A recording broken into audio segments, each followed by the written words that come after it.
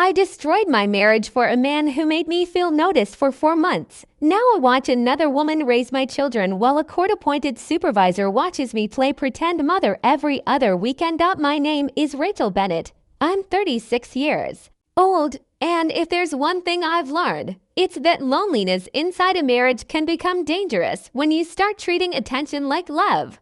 I met my husband Michael when I was 23. He was kind in a way that felt rare, not flashy, not dramatic, just steady, the kind of man who remembered to put gas in my car before winter storms, the kind who brought me soup when I was sick and rubbed my back while I cried over problems that probably sounded small to everyone else. We built a quiet life together. Marriage. A little house with peeling white shutters, 2 children, Saturday grocery runs, family movie nights. Exhaustion. Routine. Real life. And somewhere along the way, I stopped seeing love inside the ordinary parts. After our second child was born, everything changed. Not suddenly. Slowly. Like water damage spreading behind walls you don't notice until the paint starts peeling. I stopped feeling like Rachel.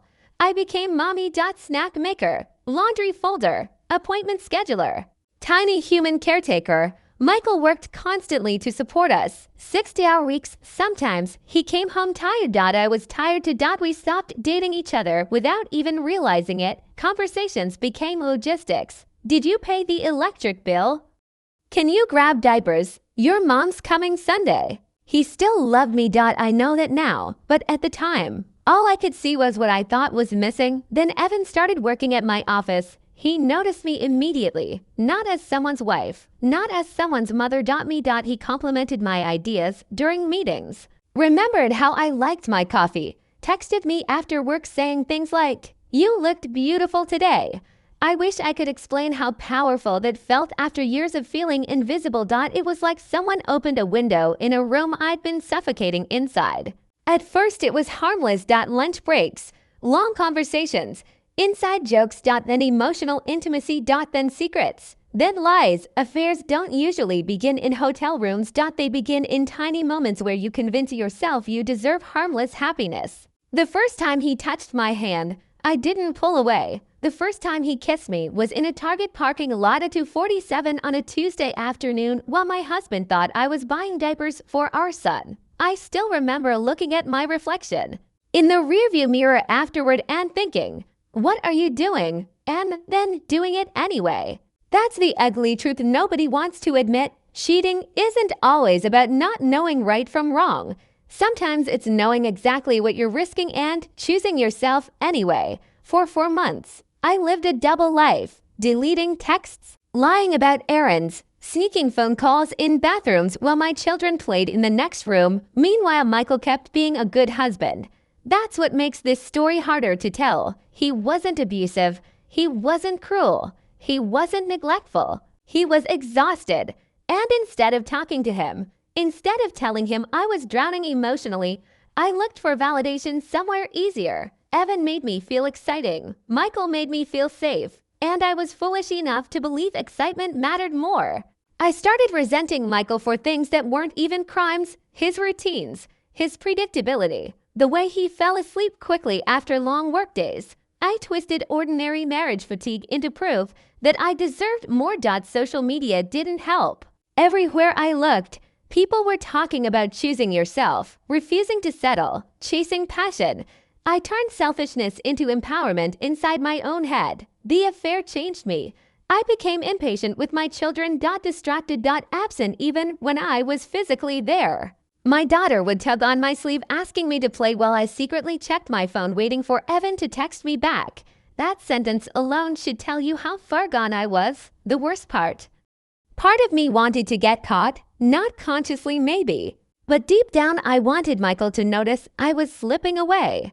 I wanted him to fight for me. To suddenly become the romantic, obsessive version of a husband movies promise women they deserve. Real life doesn't work like movies. Real life works like consequences. Michael found out on a Wednesday night. I left my phone on the kitchen counter while putting the kids to bed.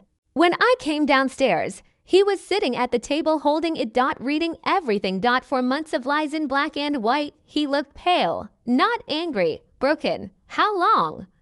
He asked quietly. I tried minimizing it at first, then lying, then crying. Finally, I admitted it. For months, he closed his eyes like the answer physically hurt him. Then he said one word, don't. I hadn't even realized I was speaking. Begging probably, explaining, excusing, he just said single quotes, then he packed a bag. Went upstairs, kissed both our sleeping children, and walked out of the house. That silence destroyed me more than screaming ever could have. I called Evan immediately afterward, crying, panicking, needing someone to tell me I hadn't ruined my life for nothing. He didn't answer. 3 calls later, he texted, "This is getting complicated. Maybe we should take some space, double quotes space. That was the moment fantasy died. Not during the affair. Not when Michael found out. Right there, when the man I risked everything for disappeared the second things became inconvenient. Michael filed for divorce less than a week later, then custody. The courtroom was worse than any punishment I could have imagined. Every selfish choice I made got laid out like evidence at a crime scene. Texts where I mocked Michael. Dates where I lied about where I was. Records showing I'd left the kids with babysitters to meet Evan. Statements from teachers saying my daughter seemed emotionally withdrawn. Even my own mother admitted I hadn't been present for months. Sitting there hearing strangers describe the worst version of me was unbearable. The horrifying part was knowing they were right. I lost primary custody, supervised visitation every other weekend. For hours. That's what motherhood became. For monitored hours in my sister's living room while someone hired by the court observes me interacting with my own children. Do you know what it feels like when your daughter asks why she can't come home with you? When your son starts calling another woman for comfort because she's the one who tucks him in every night. Michael started dating Sarah about 8 months after the divorce. She's kind, patient, a teacher. The kind of woman who remembers school projects and packs healthy snacks and braids my daughter's hair before class. My daughter talks about her constantly. Miss Sarah helped me with my homework. Miss Sarah made pancakes. Miss Sarah says I'm brave. Every sentence feels like another reminder that someone else stepped into the life I threw away. Evan never contacted me again. Not once. I later heard he reconciled with his ex-wife. Turns out I wasn't special. I was temporary, a distraction, a convenient escape. I burned down my family for a man who barely paused long enough to watch it collapse. Now I live in my childhood bedroom at 36 years old. My wedding photos are boxed up in the garage somewhere.